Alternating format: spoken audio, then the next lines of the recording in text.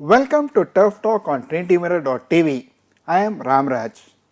We now have with us veteran commentator Mr. Ravi Chaturvedi aka Pandit ji with us to talk about IPL and other aspects of cricket. Welcome to TrinityMirror.tv, Pandit ji. Thank you, Mr. Ramraj. Well, coming to Trinity Mirror is like coming home. I mean, in a very short period of time, the relationship that we have developed with each other and the cordiality and the friendship that I have cultivated, it has really touched my heart. So it's always a pleasure to come here. Sir, IPL is now in its 11th edition this year. From Kerry Packer to IPL, cricket has undergone a sea change, especially in India, where the game is almost revered as a religion. My question is, basically, what are your views on IPL and the changes it has brought about to the game? Well, IPL has played a very prominent role as far as the cricket in India is concerned. And if you look at the scenario in a totality, holistically speaking, I'll say, I mean, if I have to balance the both, the plus and the minuses, I feel there are more pluses than the minuses. First of all, the level of competition, the intensity, I mean, you see a lot of T20 games, the official T20 game of the ICC calendar, and then you see the same format in IPL. The intensity of action that you see in IPL is enthralling. I mean, that is where it attracts the spectators. It appeals to the viewers of the television. Now, that is a very important component as far as IPL is concerned. If you come back to the players themselves, I mean, it has changed the whole the format, it has changed the whole method and methodology of playing itself. I mean, whether it's the art of batting, whether it's the art of bowling. There's a tremendous, whole transformation has taken place in the art of batsmanship, in the art of bowling. Now, look, there was a time when you play either square of the wicket or front of the wicket. Now you play all over. Now the strokes, which were unknown in the cricket terminology, that nomenclature did not exist at all. Now you have new shots. There is, as a journalist, now we have to evolve new names for them, the helicopter shot of, the famous shot of MS Dhoni. Yeah. Now similarly, look, there is so much of innovation. The bowlers are trying to bowl a bouncer. The batsmen evolved a new methodology. They played a flare over the slips. Now, this is all the innovation which has entered because of IPL and because of T20. The other thing is, I am purely talking from the point of view of India. Look, the youngsters who have not made it to the international level, when they play in IPL, in the IPL team, you have Indian Test cricketers and also you have the foreign international stars. Now, to share a dressing room with these international stars gives a confidence to these players. And that is where they are evolving. And the two spinners who wreaked havoc against the foreigner teams, which India won the recent series, like Chahal and Yadav, they are the product of the IPL. People wouldn't have known them.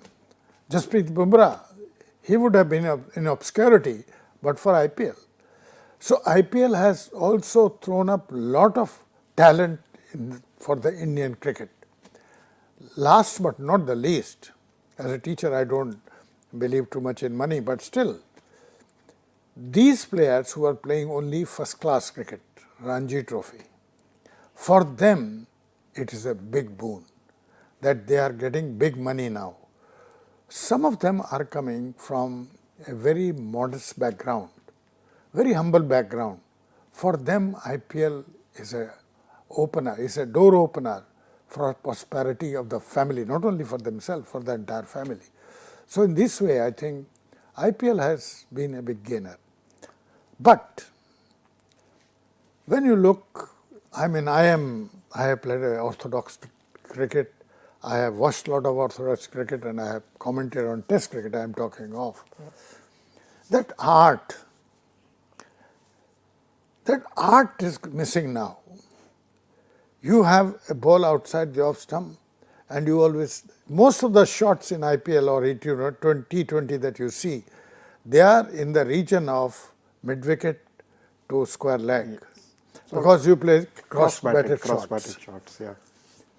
Other important component is that new methodology, new techniques are evolving. Now it is not only the batsmen who are evolving new technology or new methodology, the bowlers are also evolving new methodology. Now say for example the Yorkers, the Yorkers have become very important part of IPL and T20 cricket. The other thing is the change of pace. Change of pace is actually getting a lot of reward for the bowlers. Now, you look at the spinners. At one time it was thought, when the ODI started, it thought that spinners were relegated to the background and it became primarily a game of medium pacers and fast bowlers. But when the 1987 World Cup, if you look, which was held in this part of the world, in the Indian subcontinent, maximum wickets were taken by the spinners. Then Martin Crowe threw up he surprised the cricket world by using Deepak Patel as opening the bowling. So the spinners got recognition, and these spinners are also doing very well in IPL also. Now these spinners have learned that trick, not to bowl at places, not to bowl on the line where the batsman can always enjoy hitting them. They are always using a lengthened line where a batsman can make a mistake. So generally you brought about a very interesting point about intensity of competition. Now this is something there is something like a sort of like paradoxical, if you can say, like not only in cricket, other sports also we talk about club and country. So when a player is playing for a club, that intensity, but when he's playing for the country, does he give the same? So you think this intensity of competition can also be seen when the players play for, you said, the official ICC 20 games? You see, I will take this your question a very broader perspective. Before the ODIs came, before the Kerry Packer era, the intensity of Ashes series, the series between Australia and England, I mean the intensity was always there. They were fighting for every run. They were fighting to take every wicket. And look, 1932, the Bodyline series was evolved by Douglas Jardine with the help of Larwood and Walsh. That is because to put a ration on the run machine of the legendary Don Bradman. Now, all this is happening because over the years, the things have some sort of strategy, new strategy comes up for a new situation. So here was a batsman who was the run spree scored two triple centuries in one series, 1934 later on. But here they were able to curb his run making by bringing his average down to 56 for the first time in his life, Bradman's average, though he was not hurt even once because he had the technique. So now coming back to the shorter form IPL, do you think that in inside that Kerry Packer, sometimes it was called as the Packer Circus also, was some kind of a precursor to the T20 version of the game? Well, you have a point, I think. Look, let's go back to the genesis. What helped Kerry Packer to establish himself? If you look at the post-war scenario, this thing started in the post-war itself. Europe was economically very devastated after the Second World War. The sports they also paid a price for it. When the economy was in shambles, naturally the sports could not thrive. And the cricket was the worst offender in England, I am talking of. The people, the way of life had changed in the post-war scenario because people had to work hard to make their living. And therefore, a leisurely game like cricket was not a fashion for them. The coffers of the clubs, of the English county clubs, they became empty. The attendance dwindled down. And that made MCC to look for an alternative. And before Packer came into this, on the scene, on the cricket scenario, H.S. Altham, who was one time president of MCC, a great thinker of the game, MCC formed a committee under the chairmanship of H.S. Altham. And it is he who suggested, this committee suggested, that we should have another format of the game which should be less time consuming, which should also be more entertaining so that people could come and watch, and it should be of shorter duration, especially on a holidays. And that's where the Gillette Cup started in 64 in England. And this is a precursor to the ODIs. Okay, and Packer took off from there Yeah. and brought about all the changes which has evolved into. Packer, if you ask me, Packer was more, he was a media mogul. The clash was between the Australian Broadcasting Corporation, who always had the rights to broadcast cricket. Now, Kerry Packer wanted a pie out of it, and somehow first year he was denied 76, 77. But next year, I mean 77, 78, again he was denied. But then he organized the Rebel series. And the Rebel series was altogether on different lines. That is where the night cricket, the colored side screen, colored clothing, white balls, all this came into it. And he signed the top players of the world. So that is where, first year he didn't succeed. It went into, he had a, I mean, his umpire was in red. But subsequently it picked up. And actually, then ICC realized, and they staged the 1975 World Cup also, and that was the thing that the ODI became part of the international cricket. Sir, you briefly mentioned about certain changes that have been brought about because of the way the game has changed today. But cricket, as we grew, even in your generation, was known as a very traditional game with players wearing sparkling white, playing with a red ball, lush green outfield, and today it has totally changed, especially in the shorter versions. And as a person who has followed cricket so closely for almost 5 decades, 1967 you started your commentary, right, in Hindi. So what do you think, or 61, I'm sorry, you started your thing. So what do you think? You think these changes are very required, or how do you feel? What are your impressions on the changes that have come about? You have asked a question to a cricket commentator, but let me tell you, I am also a biologist. And the sense of life is change. Things, if they remain static, they won't be able to maintain that. The change is inevitable. It will occur. It has to take place. And as this last century was advancing, the advances which were coming in other fields of life, in other sports also, if you draw a parallelism, if you look at tennis also, they always had white clothing. It's only in the later half when the professionals were allowed, initially when the Wimbledon opened up to the professionals, only after the entry of the professionals then the colored clothing came to the Wimbledon.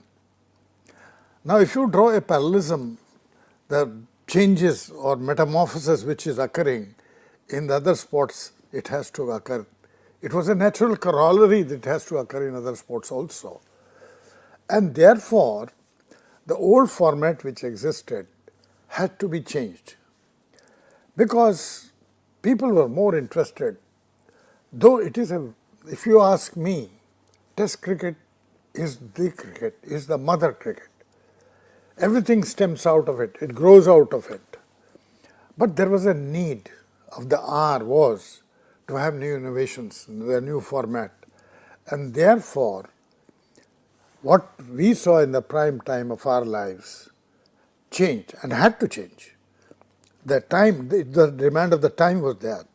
So therefore, it had to change. And if it had not changed, maybe it would have died a natural death. So it was in the interest of the existence of the game that it has to evolve, to take into cognizance the changing time of the world. So to put it brief, you're saying cricket is in the process of evolution Yeah. suit the times and the aspirations of the younger generations. But still, sir, cricket, actually T20 and IPL also, challenges the puritanical aspects of the game. Like you also mentioned the cross-batted shots and how the bowlers, and very rarely in our times we would see an off-spinner going around the wicket. Traditionally is going, so now over the wicket now is going around the wicket and things like that. So do you think this really augurs well for the game? Look, the game has to grow, the game has to evolve, and certain orthodox thinking which existed in the game, there was experimentation, I would say. And when this experimentation took place, they found out new ways. Say, for example, the off spinner will bowl a typical ball which will pitch outside the off stump and spin into the batsman. Then to deceive the batsman, they developed a ball which spun the other way around. And Sunny Ramadin was the first one, was the exponent of that, and that's why we called him as mystery spinners. And later on, because of the dominance of the subcontinent, Indian subcontinent in cricket, we adopted the word dusra. Dusra is a Hindi word, in fact. And a lot of people say Mushtaq, Saqlain Mushtaq, but if you look at Prasanna, I am sure he also bowled, but at that time nobody called it a drifter, nobody called it a dusra. But occasionally he did deceive the batsman. Now, why are these things coming? People were breaking away, the cricketers were breaking away from the tradition, and they were evolving new type of strokes, new methodology in bowling, new methodology. They were evolving new techniques also. So this is where the cricket was growing, it was evolving, and the time demanded that it had to grow. Now again IPL, you already have said this, like it has unearthed some young talents in India also, the two wrist spinners and also Bumrah and all. But these youngsters are seeing a lot of money at a very young age. And how does it going to affect them in the long term? Well, it's a very, very good question in the sense, look, I will look at this question from a sociological angle. And as a biologist, I'll put it in one line. If you look at the family structure of India, our parents are so protective about their own children. And I always say that particularly the mothers, that they biologically deliver the child at the time of the birth, but emotionally they don't deliver it. They still keep a hand on them. Yeah. They have to decide which school he has to go, what subjects he has to take in school, what is the professional line he should take up, whom he should marry, blah, blah, blah, all that here is decided. The mother does not biologically or emotionally does not deliver the child. Yeah. The result is that our children, they do not become mature. They still remain immature. And imagine at the age of 18 or 19, they get into IPL, where they run lakhs of money they get. They run into crores of money, rupees a day, I mean at the end of the IPL. Now, as a young mind, it's quite likelihood that they will drift away. In fact, I'll give you another example which is outside IPL. Look, there are two cricketers. If you look the scenario of Indian cricket 1984-85, Sadhanand Vishwanath from Karnataka and Shiva Ramakrishnan from Tamil Nadu, they were the main. Shiva Ramakrishnan was the one who was taking most of the wickets. He had a good harvesting season. Similarly, Sadhanand Vishwanath was a very agile, very quick, very alert wicket keeper, very useful wicket keeper. And a good batsman too. Yeah. And then imagine they withered away from the scene very quickly. That is because when they went into the higher echelon of cricket, that is where they could not keep the balance. A cricketer who gets into the international cricket, especially the youngster, with the money and with the glamour of which he is a part, he should be balanced himself. The classical example is Sachin Tendulkar. Look, he also played into IPL, but after the game, he never went for a party. He went back to the hotel room. So that is this maturity, even at a young age. Sachin was not very old. Yeah. Even then, he had that maturity to decide for himself what he has to do and what he has not to do. To have a longer innings in cricket, And that's where these children have to be inculcated this spirit. Okay, success is coming to you, money is coming to you, but keep yourself on the ground. See, now again we are talking about changes, and one aspect which has come into cricket in a big way is technology, and technology in deciding decisions. That is something, personally, I somehow don't know how technology can really match the decisions of an on-field umpire, especially when it comes to LBD decisions. Like even today, many of the decisions they say it is up to the umpire to decide whether it hit the wicket or not. So you think, can technology really be so focused to give us such kinds of decisions? Maybe a run out, okay, but when it comes to LBW decisions. No, I will take this, your question in totality. And there are two aspects of this question.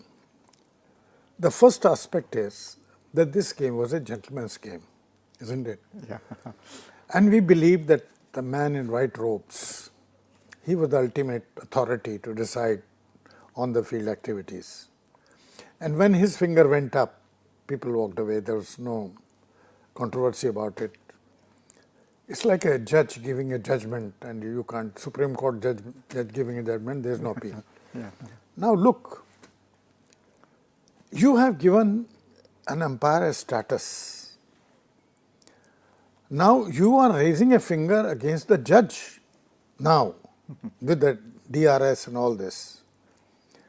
Lastly, coming to the crux of your question, even about the run out and other close decisions, even technology has been befooled. We are not very sure, we are not 100% sure whether there was a correct decision or not. Look, run out. Yeah. There could be a shadow. Yeah. This is the crease, this could be a shadow. Okay. Whether it has touched the ground or not, your camera may not catch that angle. You understand what I am saying? True, yes, sir, true, true. So where is your technology? Is your technology 100% foolproof, which is not? Then why have you raised your finger against the man in white? Have a faith in him, whatever he decides, accept it, that's the end of the story. Why do you take it to that level? Right. Because it has not solved the problem. Yes. If technology was 100% sure, the verdict was sure, we would accept it, but there are question marks raised against the DRS also. Yeah, especially when it comes to, as I said, LBW decisions. Yeah, yeah. Because ball pitches, and for any reason it may go above the stump, or it may be, maybe the wicket has become slow, it could be on the stumps. So there suddenly they say it is left to the umpire's decision. So as you rightly said, technology is not 100% foolproof. So you think we should have a kind of a review this idea of using technology? I doubt, because look, ICC, if you ask me very frankly, ICC is only bothered about two things: how to make more money. Whatever comes, they decide. Now, I'll give you another example of Duckworth-Lewis method. Yeah. ICC wants to make cricket a global sport. Very good. Look, all over the world, there are a lot of people who are not so well educated. Look in West Indies, look in India, look in Pakistan, Sri Lanka, Bangladesh. The masses who are interested in cricket. Today, the hopes and aspirations of the people in the subcontinent are associated with the performance of their national team. There's a morning when their national team loses, and there is a celebration, there is a Diwali when the national team wins. Yes. Now, all these people do not understand the intricacies so much. Duckworth-Lewis method is a very, very, I don't know whether you understand, I don't No, understand. very frankly, I don't know. Clearly, If there are 40,000 people on a ground watching a match, and due to the rain, the curtailing of the rain, the match is curtailed because of the rain, and Duckworth-Lewis method, everybody will be looking at the screen, what is that? And sometimes even the decisions of the Duckworth-Lewis method are so appalling. I mean, you ask South Africa to make one run out in 22 runs on one ball. I mean, this is hilarious. The other part is that there is a very simple rule which used to be followed earlier. I mean, things have been evolving. Two teams playing together, suppose the score is 221. The team which loses more wicket loses the match. Very simple, everybody in the ground knows this. Yeah. Then the method came that in how many overs that score has Yes, been made. yeah. After the rain, they will decide at this stage 40 overs, this is the team which batted first. 40 overs we keep them also, you decide this, everybody in the ground will. But that would lose, nobody understand. So why are you want to make game a global sport? Keep it simple. Why are you making it complex? So yes, you rightly hit the nail on making it a global sport has been the theme. So Test cricket, think in terms of spectator audience. Maybe there's a TV audience, but in grounds when there's a Test match, we hardly only see empty stands. So do you think the shorter versions, not even the 50 ODIs, you think the T20 kind of games will sort of overtake all forms of the game in the long term? You see, let me tell you, because I go to Singapore, I go to Malaysia, I have been to Hawaii, where these associate and affiliate ICC members are playing cricket, and they are mostly playing T20, because they can't, say for example, countries like Singapore, they can't afford rather to play Test cricket.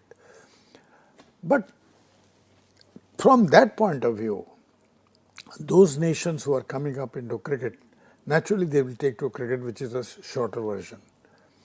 If you look at most of the associate members of the ICC, they are playing only shorter version of the game, 50 over, 20 over, that's so most of them are playing 20 overs game.